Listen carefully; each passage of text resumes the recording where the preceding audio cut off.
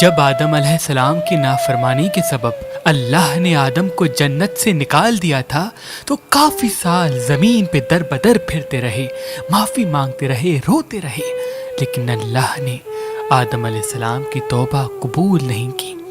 تاریخ نے لکھا آدم علیہ السلام اتنا روتے تھے کہ آسمان میں اڑتے ہوئے پرندے بھی آدم علیہ السلام کی آواز سن کے غم زدہ ہو جاتے تھے۔ بالآخر ایک دن ایک نورانی شخصیت نمودار ہوئی اور آواز دی، اے آدم، پریشان کیوں ہو رہے ہو؟ کیا تم یہ چاہتے ہو کہ تمہاری توبہ قبول ہو؟ یاد کرو، جب تم جنت میں ہوا کرتے تھے، اللہ کے نام کے ساتھ ہر پتے پتے پہ ایک نام اور بھی لکھا ہوا کرتا تھا۔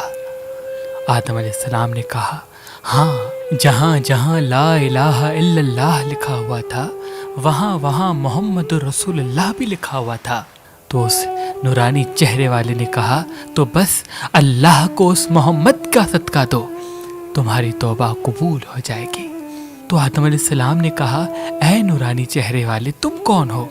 تو فرمایا، میں اسی محمد مصطفیٰ صلی اللہ علیہ وآلہ وسلم کا وصی علی ابن ابی طالب ہوں، اور ہم پنجتن پاک کے صدقے ہی یہ جہان اللہ نے بنایا۔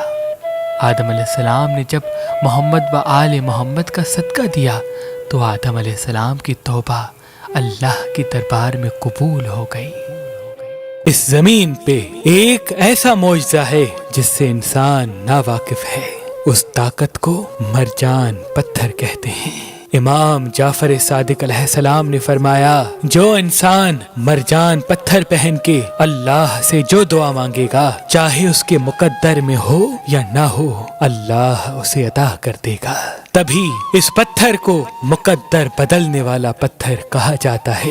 مرجان پتھر لینا چاہتے ہیں تو مہربان سٹونز کے نمبر پہ کال کریں، اور مزید معلومات کے لیے ہماری ویب سائٹ مہربانلی.com یا ہماری اپلیکیشن جو گوگل پلے اسٹور اور آئی فون ایپ اسٹور میں موجود ہے، ان سے بھی معلومات حاصل کر سکتے ہیں۔